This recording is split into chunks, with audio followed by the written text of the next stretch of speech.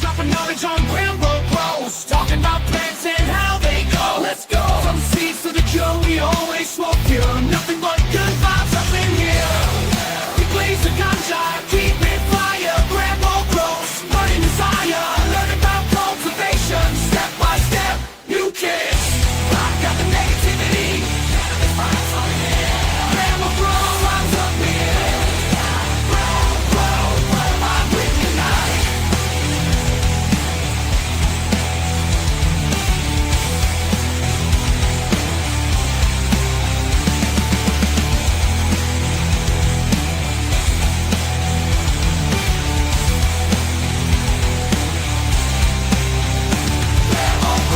I'm with you tonight.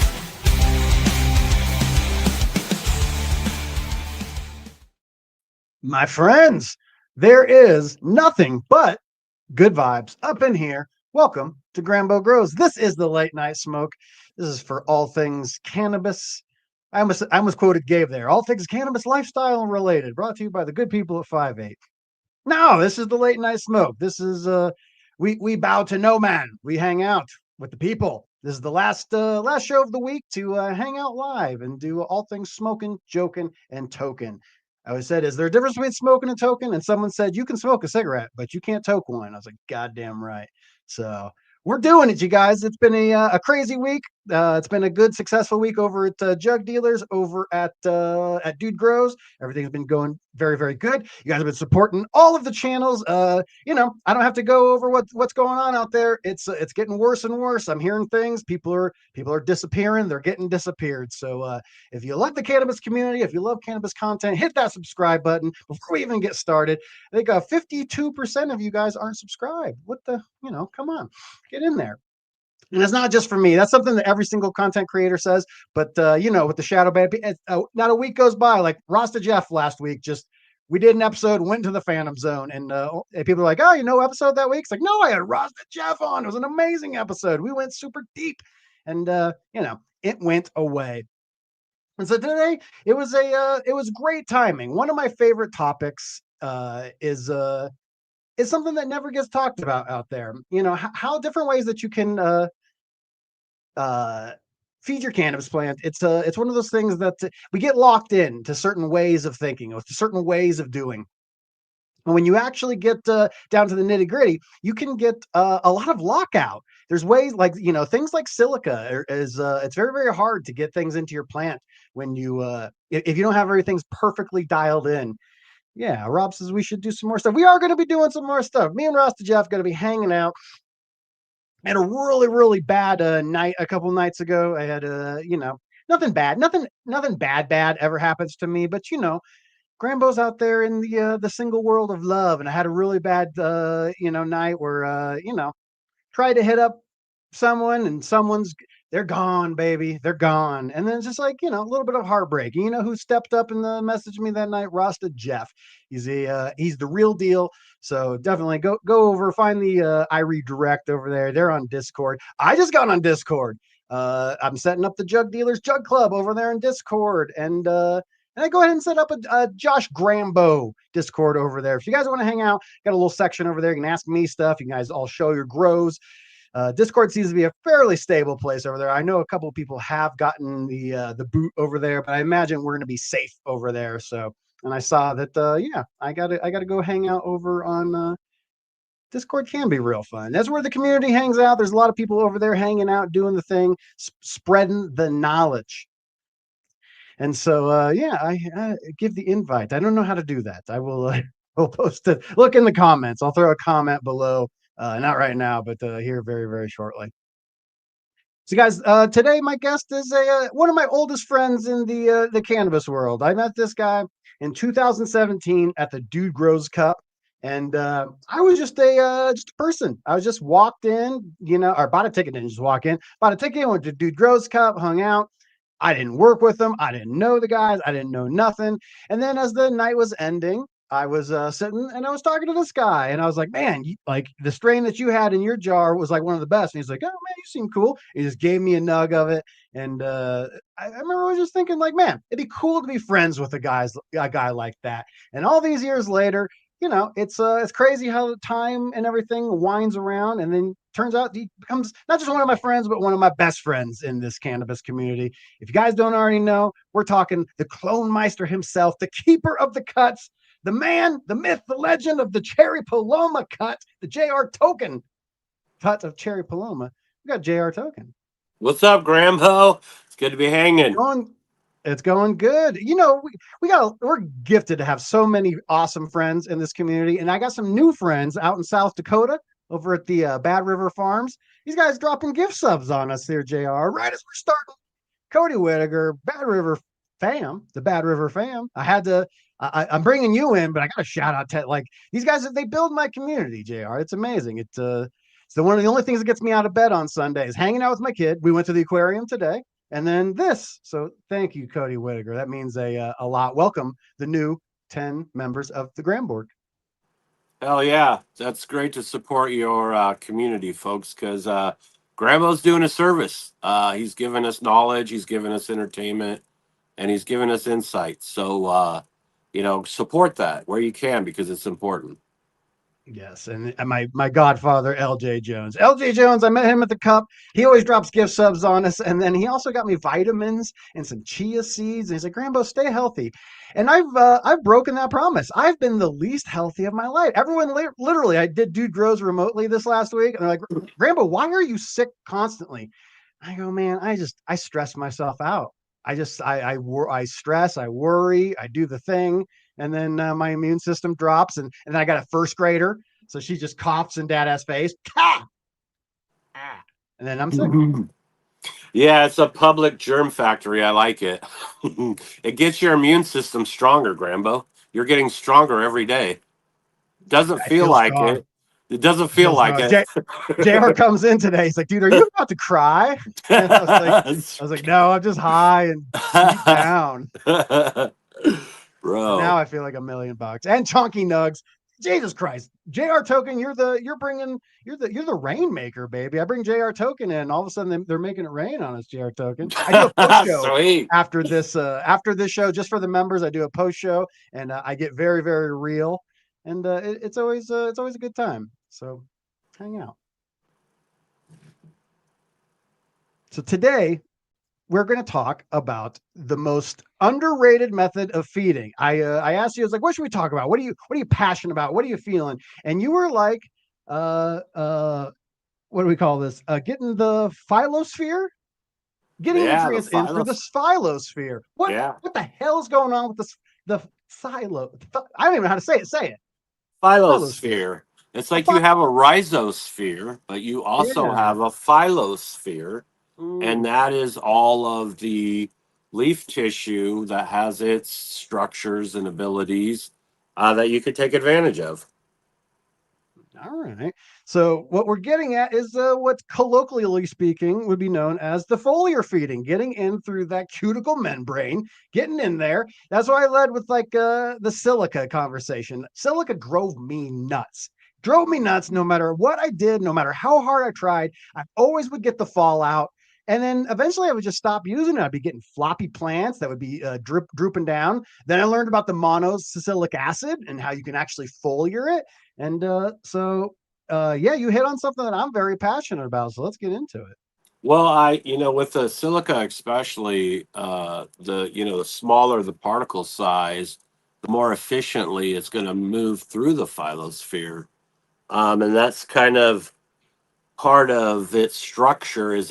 We always had Dinesh on there, talking about that mesophilic layer and the way your stomata opens. And in that opening, you can take in molecules. And if they're chelated or amino acid bound, they'll go in those holes. But there are certain chemical or certain elements that don't work well. And it's usually calcium and iron. They're too big to get through the hole for iron, I believe. And calcium likes to bond to everything. So a lot of times it gets trapped up and can't fit through the hole. Okay, fair enough. Quality problems out there. Quit bragging. No, too early for those jokes. That's at the 55-minute mark. And so, yeah, it's one of the calcium is a real pain in the butt. I came from the school of Nectar for the Gods. And Yeah. so it was always like calcium, calcium, calcium, get it in there. But it's tough because of ratios, right? And so like calcium is one of those things. Yeah, I didn't even ever think about that. Iron, it makes sense. Yeah, you're not gonna be able to fully feed iron, but calcium is a fickle mistress. She wants to bond with everything. Gonna make calcium chloride, calcium oxide, calcium everything, calciumide. You just see it everywhere. That's what lime scale is. And I think that, if people could kind of wrap their head around the fact that their own human skin has that same ability, it makes it a little easier to understand that plants in their leaf tissue also have the ability to take in. We take in medicines. We take in a lot of other chemicals. Whenever we wrap around our dryer sheets at night, and you know what I mean, all Right. that stuff. It gets into us, and it gets into them just as well. And so you can use these as strategies to kind of up your game. And I think the biggest benefit is anytime you're in lockout in your root zone. Like if you've overwatered and things are kind of not, bouncing back super fast, and you got to wait that time. In that time that your root zone, your rhizosphere is in distress, you could at least be supplementing it with as much as you can. For sure, and that's one of the things that makes me so interested about it. I first got into it because of like as we would call IPM, and the reason that you call it IPM, integrated pest management, is because it's not necessarily pest management. You can be doing beneficial things. You can be foliating your silica. You can be foliating these things. I get really focused in on the silica because that's the one that always blew my mind. What are the sort of things? How are you addressing things?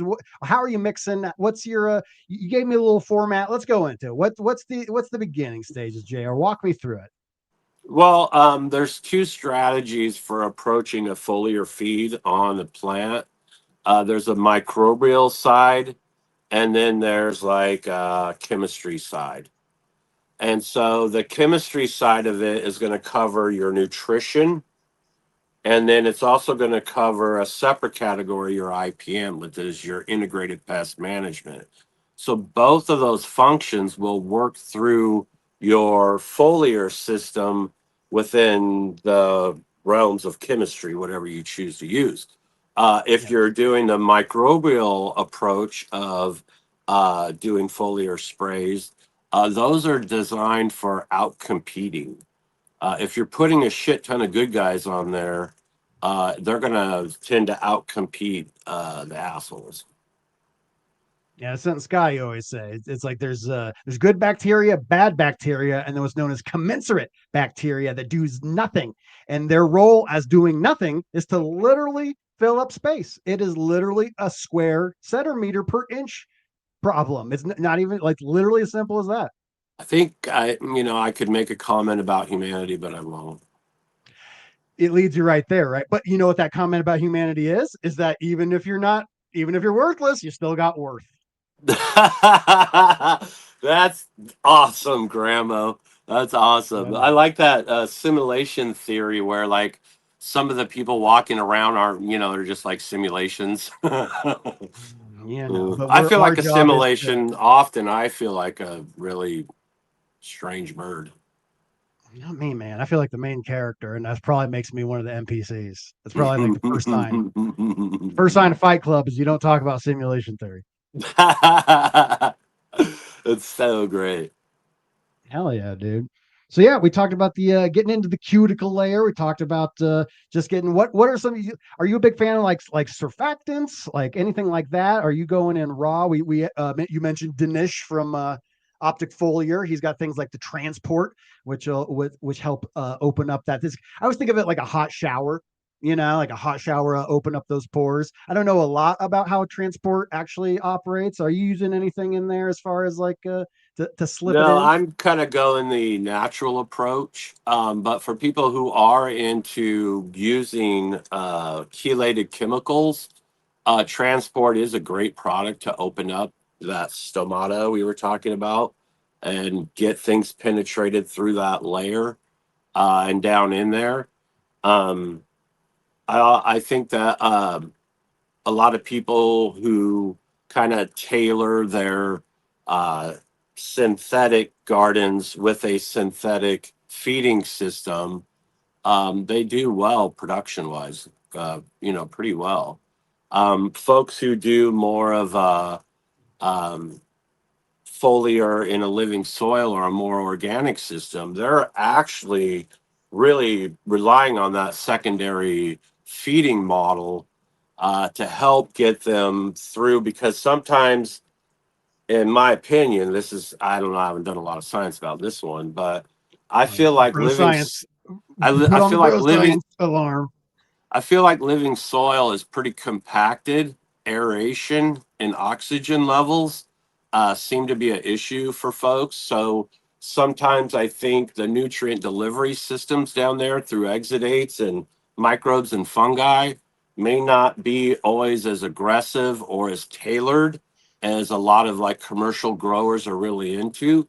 And so there are some examples of some really well done commercial indoor living soil grows, like through the No Till Kings and Aaron over in New York.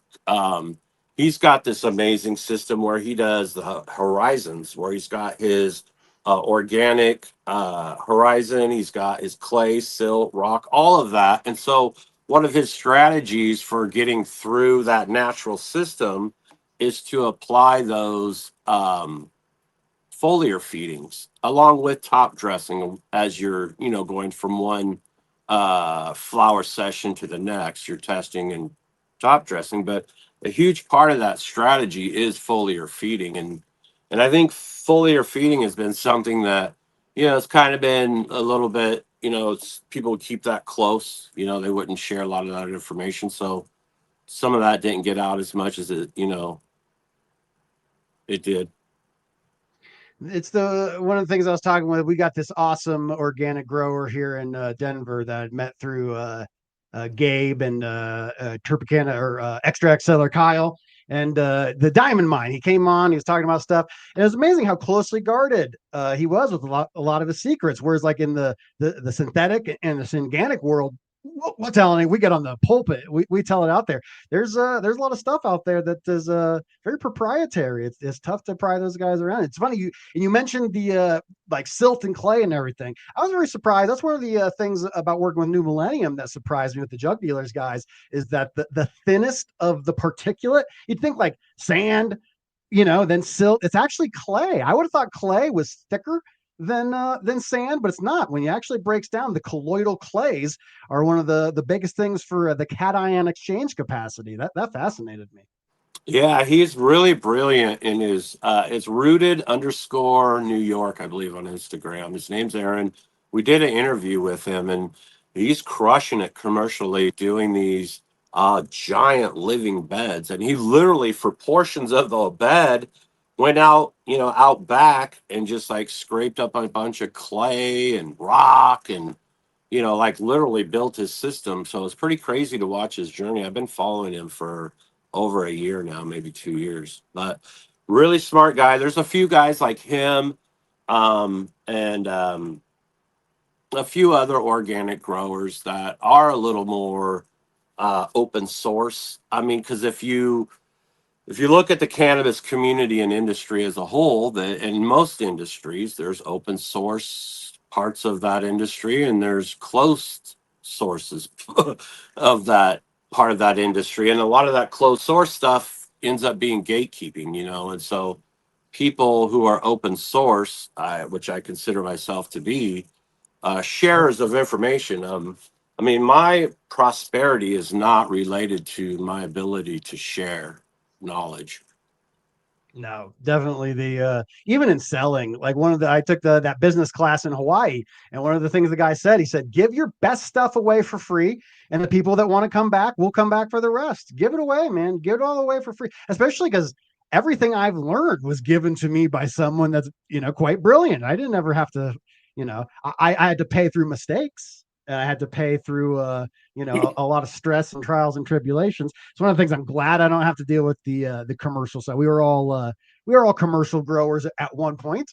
Most of us anyway were solo entrepreneur commercial growers, and boy, I don't miss those days. I like the idea of now one run I'll grow with New Millennium 12 bottles, the next I'll grow with Grow Dots. Been thinking about doing an organic grow because it scares me, and so that's why it's interesting that the in a foliar conversation that organics would come up, because you can't just go pouring stuff on, right? There, it's slow rolling. You essentially pack that thing up with everything it needs. You pack the school lunch and you send the kid off to school, and you hope they're getting all their nutrients, and then they're trading off their sandwich for Cheetos. Is this analogy still holding up? Yeah. I don't know if it is. Yeah. And Yeah, yeah, I think you gonna take you is it bong o'clock over there? I don't want to get Yeah, do anyone in trouble on this no, do your show. thing, because I have to give a shout out to our homie. We got it right here. Chunky Nugs had messaged me, and I saw on Instagram. Yo, happy birthday to Canna Alicia. I got to hang out with Canna Hey, happy Alicia and birthday. yeah, and Peasy over on the late night uh the To Be Blunt guys hanging out over there. So I actually got to hang out with Can Alicia. I didn't know it was going to be your birthday in 2 days. I would have gave you a present by not saying. I walked in immediately, and I'm just like, pussy. And she's like, Jesus Christ, chill out. And I'm like, that's my whole brand. I'm sorry. I was thinking about how I ended up divorced. How did I end up divorced?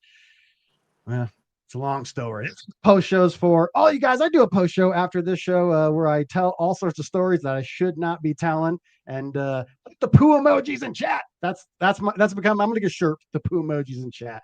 And well, before we get back to JR, Mr. Sparkles dropping the 5 gift subs. The Bad River fam over there. Respect to the Bad River Farms guy. They're putting out content over there. Guys got to go find. I think, is it just on Instagram right now? Josh, is it on Instagram? You guys doing YouTube? You guys got to let me know what's going on over there. Lots of cool stuff going on over there. And my buddy Cameron Chris just popped in. What's up? Tell Mo I said hi. You guys were just out of town this weekend, so it's good to see. It's an amazing situation. I love the fact that you get to have so many cool friends in here. Another cool friend I just met, dropping the poo emoji, is Variant. Variant's doing all the mutants and everything. I'm gonna go film with him.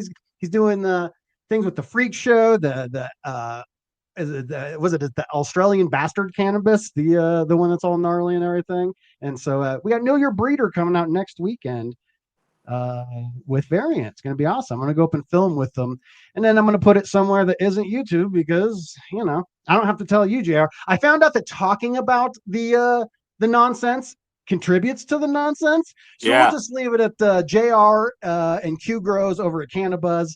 They've been on hiatus for a second, and they'll be back in about 10 days or so. Things have been it's dark, and me and Ross Jeff are talking about that. Don't talk about it.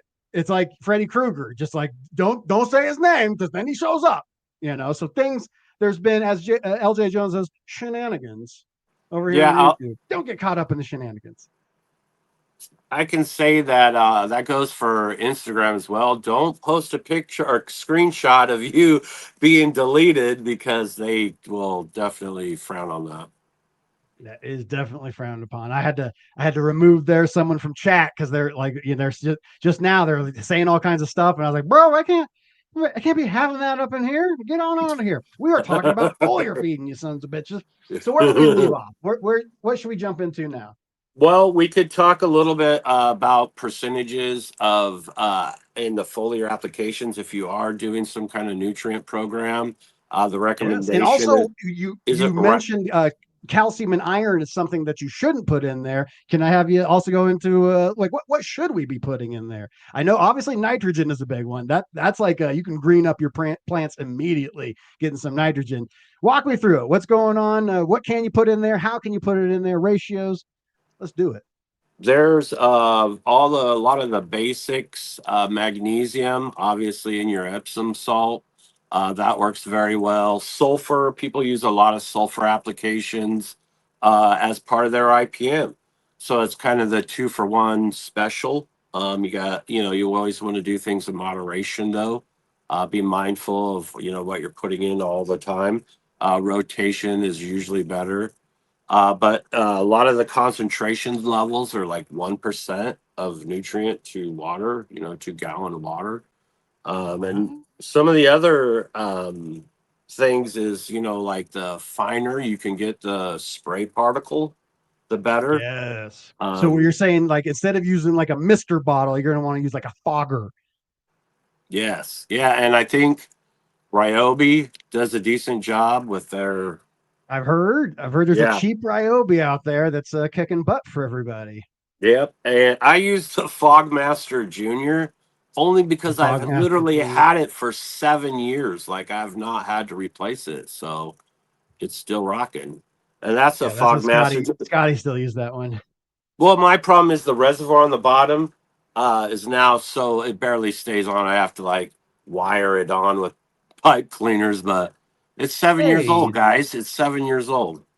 here's a But name yeah, I'd never so see in chat over on the Grambo show. What up, One-Eyed Cat Cannabis? I asked what members of the crew that I should have over on Discord. And they're like, you need to get Soup, Banner, and the cat. And I was like, I don't know if they're around on Sunday night, but it's gone to show. hell yeah, The cat is here. the cat's in the house, and he's You got a and bunch. Cat do a D. We should say since Cat's here, I always like to shout out Dude Grows as often as I can. Those guys put me on. They gave me a start. You guys do a Friday show. You guys do you Soup and the Dude will pop in. I always see you guys over there. You guys are doing the Friday Happy happy hour. hour. Yeah, we're doing the happy Yeah, hour every Friday at 4:20 p.m. West Coast time. We do a fun awesome. live hangout, talk shit, and talk grow mostly. Yeah, that's realdgc.com. You guys can go over there if you want to become a member. It supports all of us. We're all in that world. Shout out to Dude Grows. Realdgc.com. I'll see you guys over there. For sure. Hells yeah. So we got in there. We've covered nitrogen. We've covered the ratio. And so you're saying 1%, like what is that? Is that for anything, everything? What's going on with 1%? And how I feel like that's a hard thing to mix. How are you mixing in these sort of things? Well, usually you can find like recommendations based on what you're trying to put together. You can also find recipes online from folks who do similar programs to what you're doing. Like I said, I do an organic system. So the I make my own fish hydrolysate or hydrolysate. I hate saying that word. Fish hydrolysate, and I make that through a fermentation process, and it's just microbes breaking down all the greatness that fish has in it and making it bioavailable. And so that is my kind of my feeding side of things. Because in the bones are phosphorus, there's amino acids, there's stuff in the oils. I mean, the fish has a lot, right? And so I'll do my fermentation, do my straining. And so my recommendations for that is about half an ounce per gallon to an ounce per gallon, depending on how often you feed foliarly. And then I also make my own lactic acid bacteria, and that's through washing rice with warm water, getting a head on top, straining that water into a vessel with a gallon of milk. And then 4 days later, on the top, you have farmer's cheese. On the bottom, you have lactic acid bacteria. And lactic acid bacteria is not the kind of bacteria that's going to have a symbiotic relationship with your root zone delivering nutrients. It's a decomposer. So it's going to break a bunch of shit down so that your facultative microbes, I think is what they're called, the ones that are working with your root zone, those ones will be picking up a lot of this broken down stuff and making it available in your soil system. Using it as a foliar system, it's more about out competing. One of the big benefits is that when the bad guys try to hop on, the good guys are already there. And there is some breaking down and some nutrient assistance in that as well. But so that's kind of the two-prong approach I take to doing that. But as far as like using chelated nutrients or other chemistry, look for recipes, look for recommendations. Be careful not to go over like 1% ratios and stuff like that. But the safest thing to do would be to look for people who use your system, whether it's I'm sure that a lot of the new millennium products would work very well as foliar applications. And so I'm sure that there's recommendations in the community that would probably help out with that. For sure. And that's one of those things that those guys love talking about over there. I can't even on my Instagram profile, I specifically put junior jug dealer because like they'll start talking about these sort of things. They go, my joke in cannabis growing is like you go from stoner to quantum mechanics in 4 moves. Oh, they like it because of this. Why? Oh, because it gets into the membrane. Why? Well, because of the cation exchange capacity. Why? Because chemicals have a flux and Yeah. get out of here. I know. I try to only go about 2 deep, man. I open the See, rabbit and Mr. hole. Bub says can't foliar feed grow dots. You Oh, most certainly should. I get the joke that like you can't foliar feed, but you can be foliar feeding with grow dots. It's a great application for it. I think and Scotty I bet himself you has done it. can melt grow dots in a warm water solution. You could do that, but Yeah. if for some reason you got because everyone mixes their soil a little bit differently, you can get pockets inside of your stuff and just and do use cocoa if you're using Scotty's wicking buckets. A guy was like asking about hydrogen in the chat, and me and Variant were talking about that, and I was like, oh, that's came up twice in a week. He was using hydrogen. He's like, one plant's doing great, the other's not doing great. I was like, well, that's probably because it's definitely made for cocoa. So you use the cocoa in the wicking buckets. That's one of the great things in that. I tried the And Kat says they will original. not dissolve. I don't. Oh, No, really? no. Go over Really? Scotty Real Okay. 420. Hey, Go, I was this trying. is Scotty's business. Go over Scotty Real 420. He'll tell you the ways. Go over there. Him and I High was C. trying. I was trying, kids. Yeah. But definitely foliar feed with your dots. Get whatever you need in there, especially the silica. Dots don't have silica, so foliar feed it in. So the other side of that foliar thing is IPM. And IPM management comes in many different shapes and sizes, depending on the what you're up against. And I think the most important thing to talk about is identification.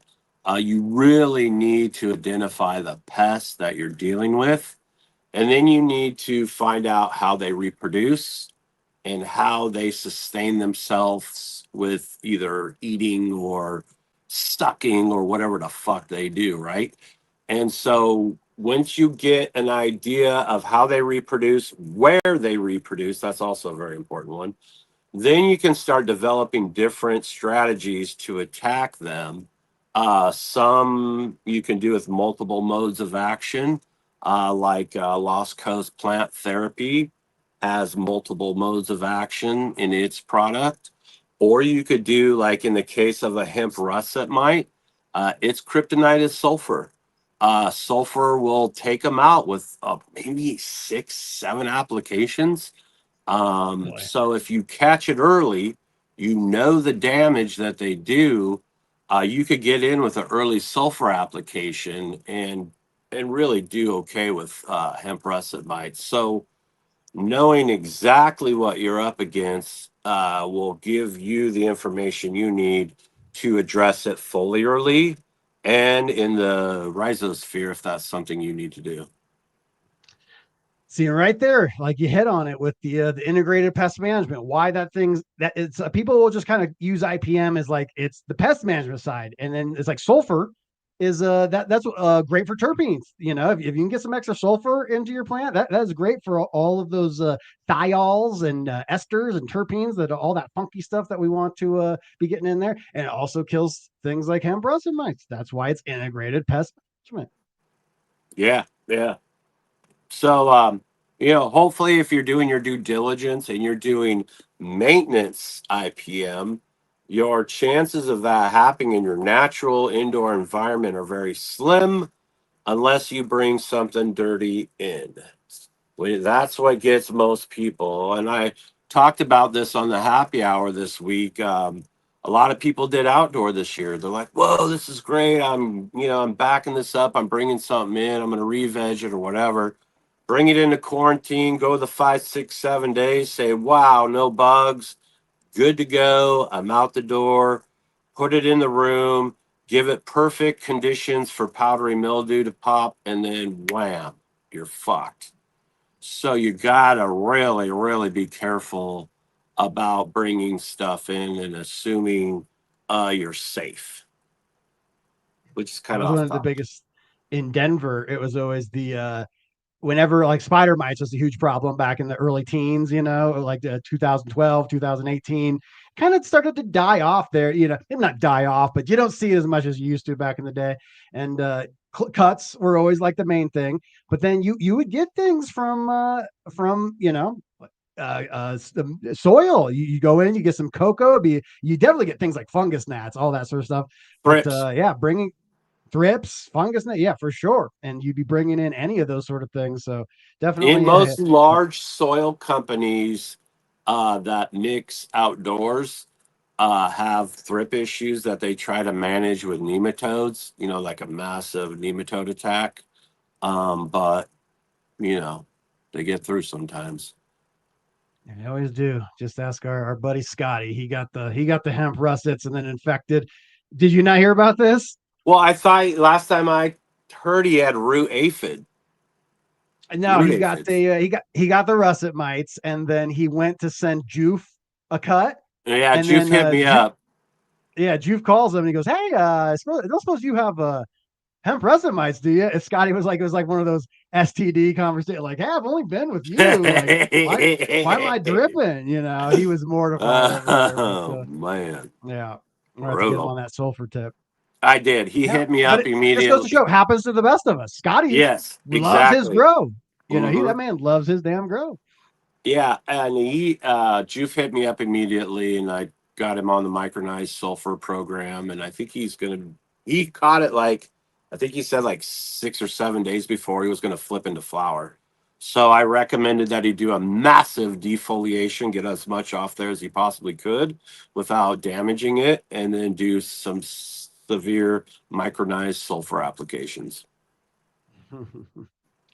The problem is, Angus, the Scotty always has something that's a problem with like our network of like people be trading stuff fast and loud, and then we end Oh, up trusting jeez. people, and like it happens to the best of us. You don't know that you got something, and then and now you got it. Now the homies got it. That's why getting things from we trust you very much when we're going through our world. You seem to have things pretty good. What made you decide to go more organic? This isn't a thing since I've known you the whole time. You were more of a Syngana guy. Seems like you're doing everything like is it would it be in the KNF style, Bokashi? What would you say that you're into these days? I'm still blending Synganics, especially in flour. And in veg, I'm basically doing top dresses and foliar applications. It's just super simple. Then I don't have to worry about feeding different things, different stages. I give them, they come out of their cloner into their 2 gal, they get their top dress. I water, I foliar. I do give them their recharge treats. Um, and then when I go into flour, I'm in a living soil base that's a pretty well built soil. And then as soon as I get to work about week 3, as soon as I start seeing flower formation, I hit it with it's like a 210 6 bloom booster. Uh, Okay. so so I hit it with a bloom booster from week 3 to like through 7.5, sometimes 8, depending on if they're 9 or 10 week strains. Um, and so I'm doing those kind of mixed systems, but I've started applying a lot more organics to my foliar for sure. That's all pretty much organics now. And then as far as my soil goes, I used to use Royal Gold's what is it? The fuck, I can't think. King's Mix. And so the King's Mix was pretty organic in its base already. It was just a stripped down living soil.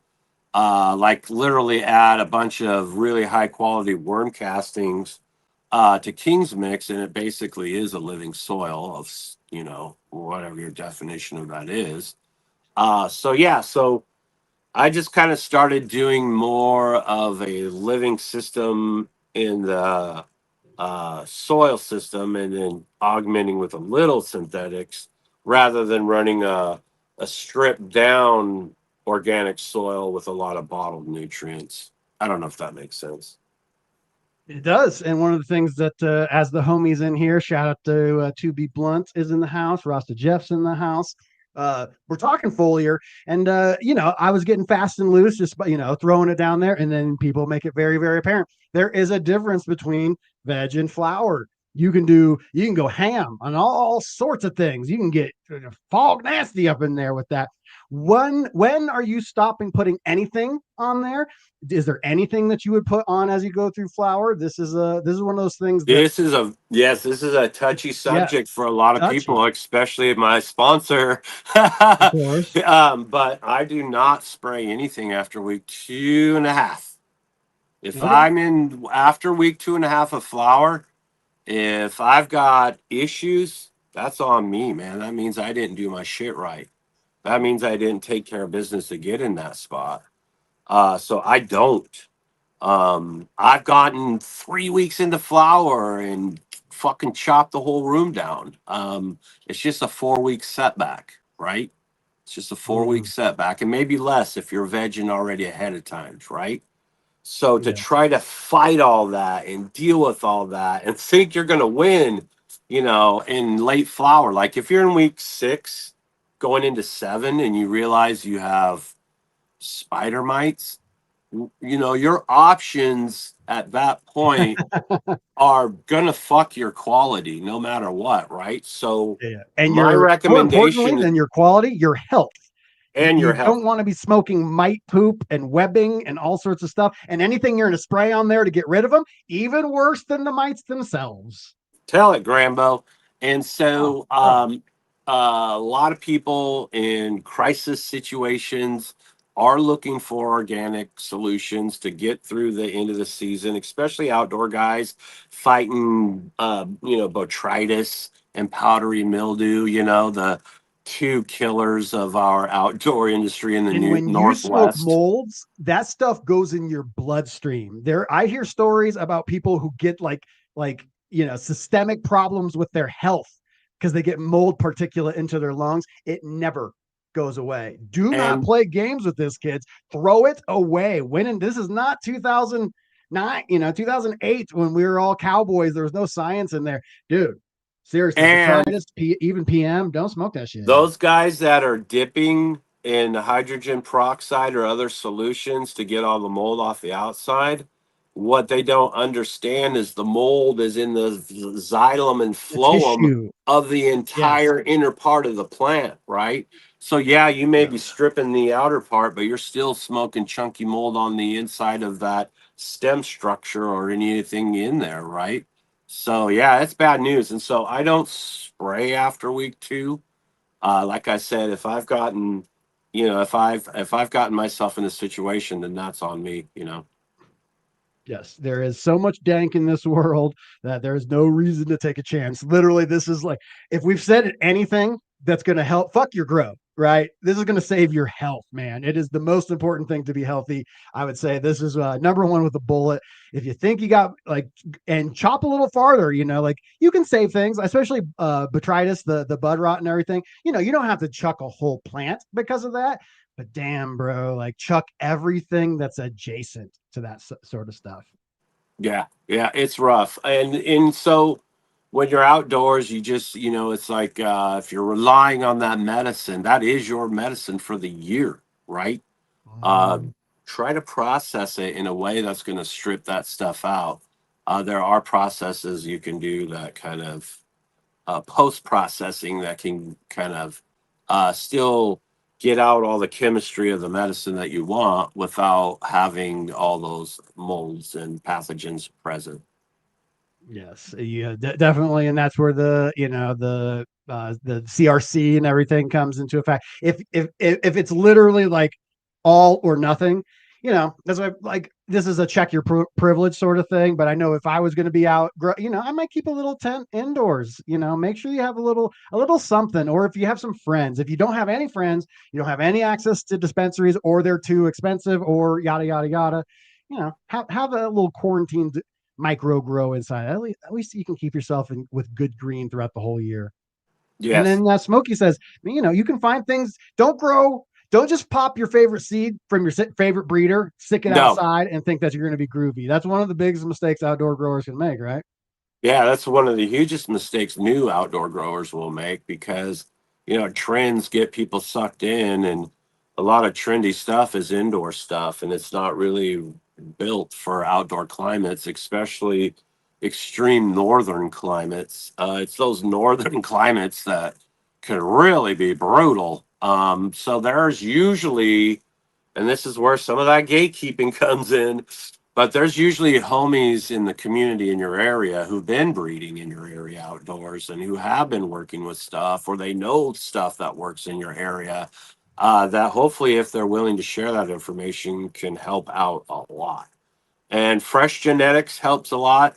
The health of your plant is probably the key. Your health of your plant and the immune system of your plant is huge. And so there's ways you can try to push it as far as you can in those northern climates. Early finishers, light depth. I mean, light depth is the thing that saves most of the people around in my area up here in Portland. Got to get in and get out, boys.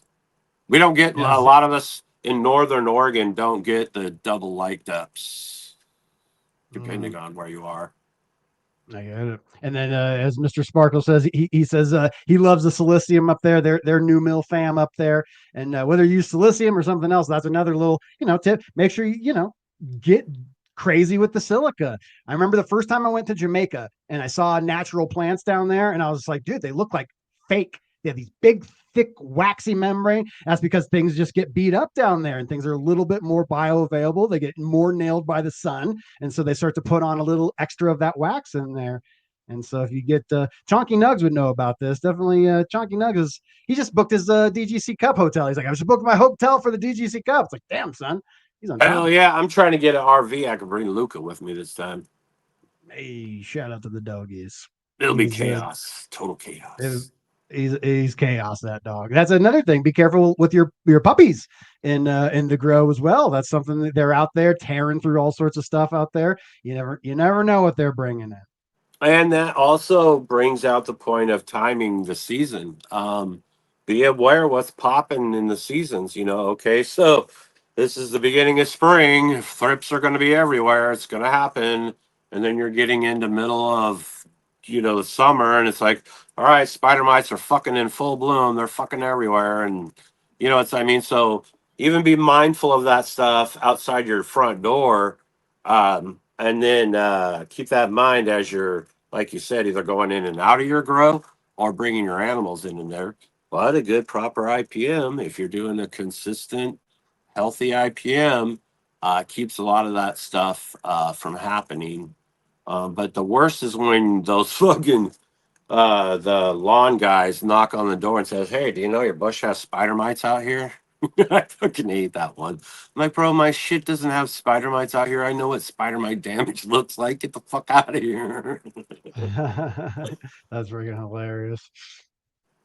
Yeah, that's one of those things that I've been preaching for a long time, but then I never really realized, like, I have my few things that I do, but I've never played around with like making my own sort of things. Like, it's like, oh, someone will tell me this product's great. This product's great. I love, like I said, the silicium with the silica. Everyone's talking about, like, oh, silica, get the rice holes in there. I've never played with any of this stuff. If someone wanted to get into this, I know, like, Chris Trump is talking about this shit. I know Potent Bonic Steve will talk about this. Where's a good resource? What's going on with this? Where can I learn more about doing it? Saving money is important these days. If you can't, if you want silicium cheap, code SI20 over at JugDealers.shop. I'm not supposed to tell you guys that. That's only for the new mill people, but I give the GramFam the secret. Hell yeah, the secret GramFam. code for 20% off. But yeah, what else? What's some good resources? Where would you learn? Cat says build a soil. That's a great There's place. two kind of camps, I'll say, because you know how we like to camp up in our community and industry. There's a couple of them going on. There's the Build a Soil camp, which is a wealth of information, not only in video, but in just general knowledge that you can access through their staff and their people and their community. And then there's also Tad Hussey has his Kiss Organics, and that's in my region. That's in the Washington region, and he's Okay. doing his own building stuff.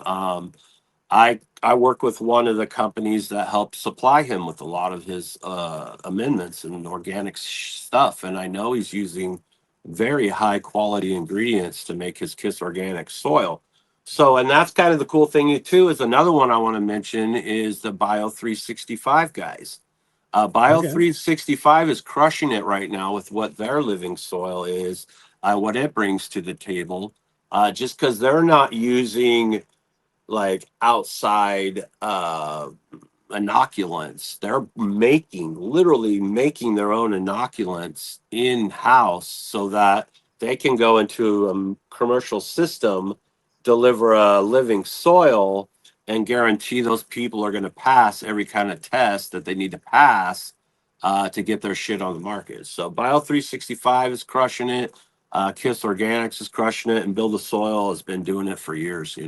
Lot of information on their website, and Jeremy's a pretty accessible person at times. That was a Of jab course. because he's not returning my calls. Yeah, no. When you're running I can speak from that from Scott. It's like when you're doing content, you're trying to run a business, you got your own grow going. I'm pretty busy, and those guys are more busy than me. God I bless couldn't them. imagine. Like You know, I couldn't imagine. I run two businesses, two and a half businesses out of my living. I couldn't imagine trying to run multiple businesses in multiple states with multiple complications and lawyers and it just has to be exhausting.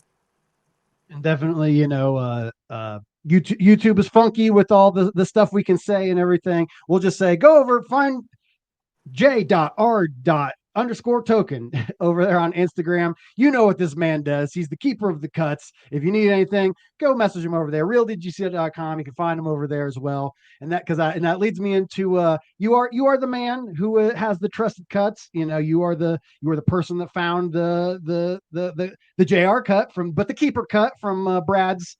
People always think like JR bred it. That's actually raw. No, Brad from I Raw. know. That's a raw strain. You will see the Paloma out there that isn't our brand of Paloma. There's lots of kinds of Paloma.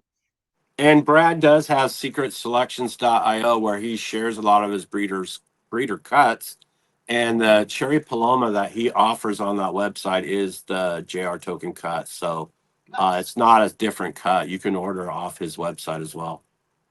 So then I bring it up because I'd be remiss if we didn't talk about foliar and with cuts. I think that's one of the more interesting situations that I never really did any sort of nutrient feeding. Is there anything that we can talk about with cuts and foliar feeding? It makes sense. They don't even have a root zone. Seems like intellectually it'd be a great time to start introducing some sort of stuff. Do you play around with foliar and Well, seedlings and or cuts? the thing that kind of clued me on to this is that the Clonex company offers a foliar spray that you can use for clones.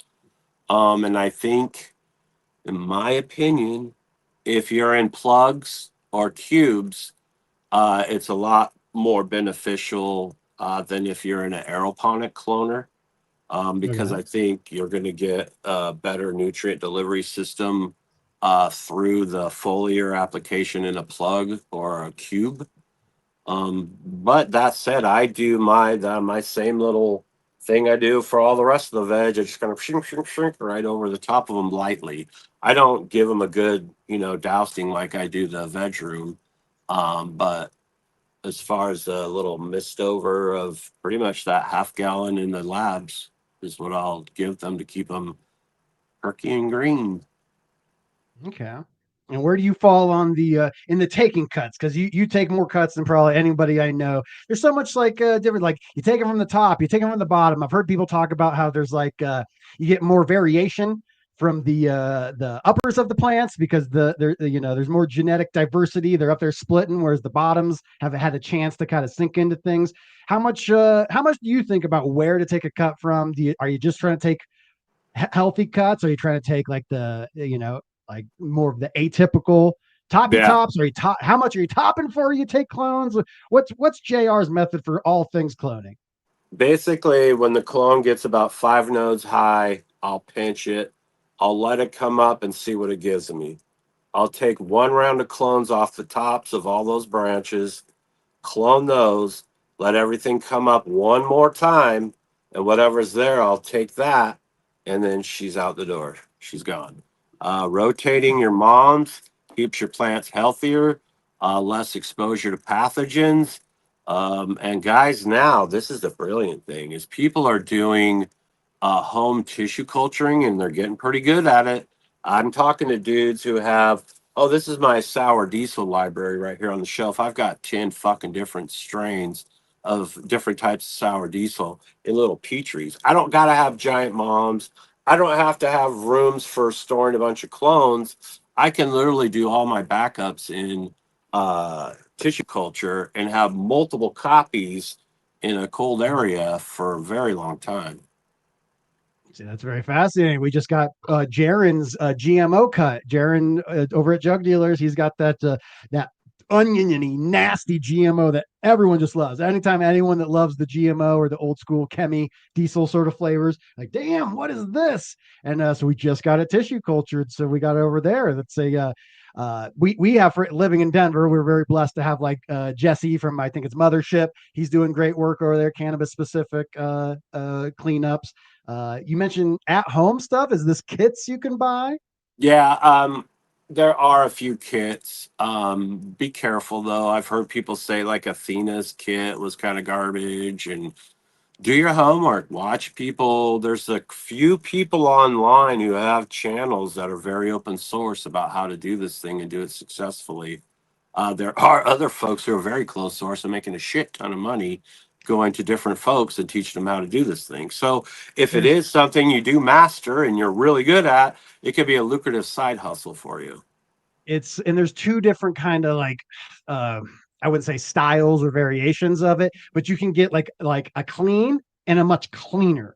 Like you can get a tissue Like culture sample that will passes. hold your stuff down, you know. But if you want like the actual, like you have to get the actual cells dividing at the tip of the plant as they're coming off. And I'd say, if you're trying to get it all the way to like, true genetic resets, and you're never going to get the full reset. You could only get it as clean as it is right now, That's but the thing that Kevin Jodrey brought up, is that if I get a cut of sour diesel and it's 30 years old, it might be funky and acting shitty, but it's had a lot of epigenetic changes over that time.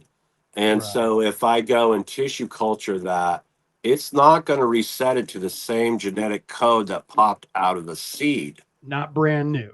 It'll get Not rid of right. the viruses. It'll get rid of some of the stuff, but the actual epigenetic changes from, as we say, as Jaron likes to say, phenotype is genotype times environment. Once you take that genotype and you run it through this environment and these situations for a long time, it tells what genes. It's still the same genetic code, but the things that tell the genetic code to turn off and on, you're getting different expressions. And that happens with the human body and the things that you put in your body. Yes. And so when people ask, Grambo, why are you always getting all sick all the time? It's go, bro, I put dog shit. I'm drinking a sugar-free Red Bull at 9 p.m. What, No, bro, Mm. no. That's got to be like, I don't even know how many carcinogens and cancerous shit has got to be in that cream. As I'm drinking my Starry here, brought to you by Pepsi I'm just Cola. gonna tissue culture me back to fucking 22, JR. But me at 22 is not healthy either. I'm gonna have to go back. My mom used to make me breakfast and give me Captain Crunch, orange juice, and a can of Coke. That would be my breakfast. Why two beverages? Why did I need two? I don't know. Your generation got it terrible. I mean, you're my kids' generation, and it's like they told us on the commercials, this is what we should be feeding our kids. I mean, I grew up on a farm, like we couldn't Yeah. afford most food, so we had to raise and make our own. So I grew up pretty healthy, and I had to, I hardly was ever sick at all. And then it's like, I had my kids, and then these all these suggestions of what I should be giving them, and sure, okay, and so now it's kind of biting them in the ass, all three of them, really. When I truly believe this, and this is why cannabis growing is it's important for more than just your medicine, more than just having the dank and everything. I swear to God, not hyperbole at all. I did not realize that I was alive until I started growing cannabis very high level. I realized I was like, look Yeah. at them. They're alive. And I just took like I'm this big solid entity, Mm. And then I realized the things I put into my plant, they're expressing different. They stand tall. They pray differently. And I started looking at myself. I give my plants all the best inputs. I give me very, very poor inputs. I've been trying to correct that. At least it's a sugar-free Red Bull. That's probably worse. It's probably better Oh, with the sugar. it's for sure. It's for sure. I'd rather have Bro, but diabetes than. that onto that point of you are alive. And the cool thing is in my humble opinion, there's a little spark of divinity in you, Grambo. And whenever this physical shell, when you get done trashing it, brother, we're gonna party on the other side. Right? 100%. I was just talking with nice guy Kenny about that. I look back in my life and the last 5 years, and I look when I was truly the happiest. It was when I was taking care of my body, and you could say it's like, oh, you're working out, you look better, you feel better, but it's like I was eating. I don't eat much vegetables, but like instead of eating potatoes, I'm having carrots as a side. Instead of having lemonade, and I drink the sugar-free lemonade, but I just have plain water. And I'm working out. I'm giving myself just like the low stress training of your plants, your low stress training, all those push-ups. It's low stress training, and And I then can I felt the best ever. I can thank Scotty for this. He taught me about microbe interactions and nutrient delivery systems. Yeah, And then so I strong. started thinking and learning about that happening inside my gut. And then I learned that all of that has the most direct impact of what happens up here, right? Poisonous thoughts, poisonous lifestyles, all of that can be directly associated to the microbiome and what you feed that microbiome. Another thing I learned from Colin Bell is that you can target specific microbes with specific sugar recipes that tailor to them, and they are out competing everyone else because they're the ones who got what they need more than anyone. And so that happens in your gut. You can tailor the microbes in your gut to tell you you're depressed, to tell you you're hungry, to tell you fucked up shit, bro. And that's why when I meet all these ultra healthy people and I see them have this weird glow, I'm like, bro, I got to get there someday. But then I go and I get a nice can of Starry and I just fed my microbes a bunch of dog shit. God damn it, JR. Well, we got to an hour.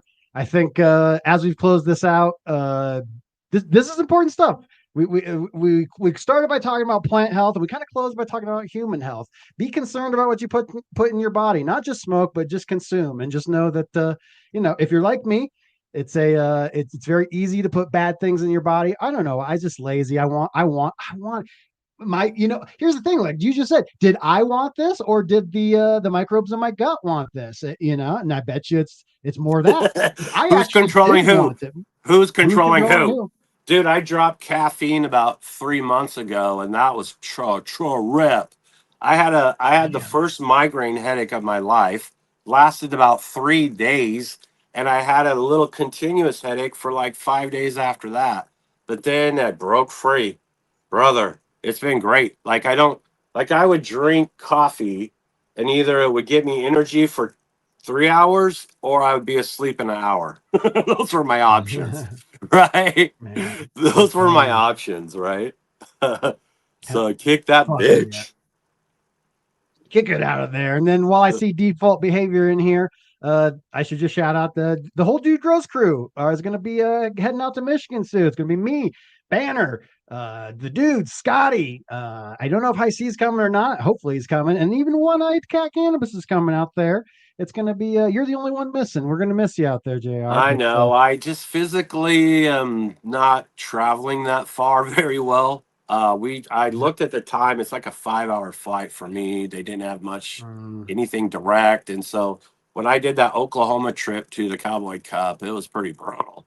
So I'm just not physically able to do that kind of shenanigans at this point.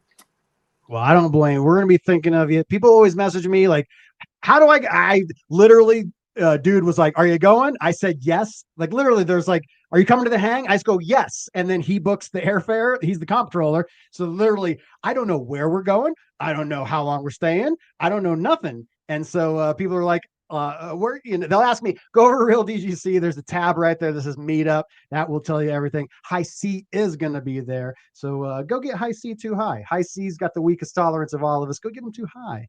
Tell them Grambo sent you. Try this. Hells yeah. So go over, follow RJ R dot J dot R dot underscore token. I love the little jingle jangle of that. And then go follow Cannabis, him and Q Grows. They've been on the hiatus because they've been trying to not get got, but they'll be back in about 10 days. You guys have a lot of really cool people on there. Who'd you have that I just saw on there that I was I I saw don't know if someone. I don't know if Lance from First Smoke of the Day made it on there. He might be on our Spotify, but we've also been doing some DGC, folks. We had this cat Grows come on and do a photography episode and shooting and video of your garden. And he's someone who's been a professional photographer for years. So we're mixing it up. Soup's going to be coming on in a couple weeks to talk about the See, happy hour. there's Chris Trump right there hanging out. There's Jaron. I know that guy. He's hanging Yeah, out. it's a good episode with Jaron. We talked about lighting and all kinds of shit. That was a good episode. Nice. A lot of lighting Yeah. in that episode. So go follow JR, go follow Cannabis, get what you need over there. You know the things he has. He's got the stuff you need. And I appreciate you coming on, my friend. You was I was very, very sick over the last week and very, very busy over the last week. And you were able to come on with short knowledge and you dropped some goddamn science, JR. So I appreciate you, my friend. Thanks, brother. Always. Anytime, Grambo, just hit me up. Fuck yeah. All right. I'll see you later, my friend. Later.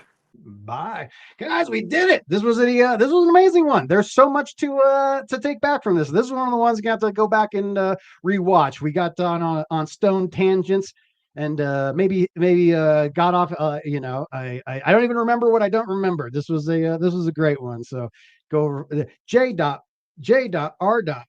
token. J.R. token. That's how you find that, man. I endlessly appreciate all of you guys that are dropping. I've been seeing people saying, thank you for the gift memberships. Doesn't tell me who it does. It just randomly assigns people in chat. So if you can be here live and you want to join the GramBorg, it is a good time to do it.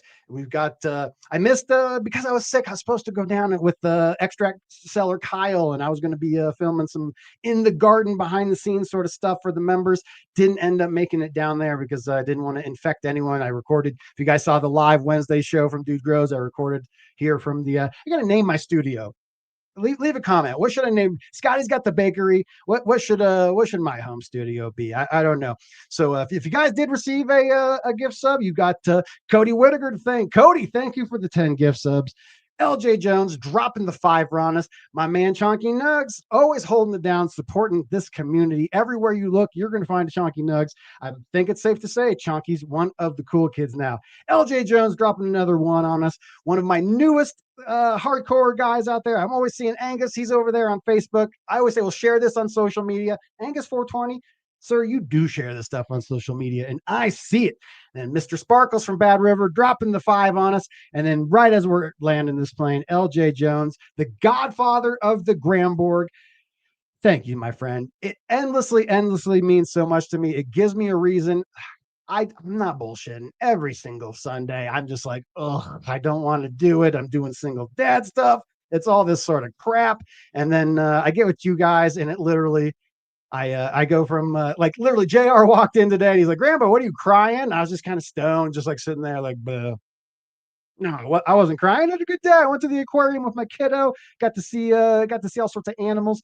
Had a nice conversation with a pretty woman there. This is stuff for the post show. Right as we're heading out, Uncle Strawberry drops the $2 off with the poo. Put the poo emojis in chat, guys. We do a post show after this, and if you did receive a gift sub, if you like the things you see, rejoin as it comes up. It really does do a lot to support me and this cannabis community. You guys know I love this community.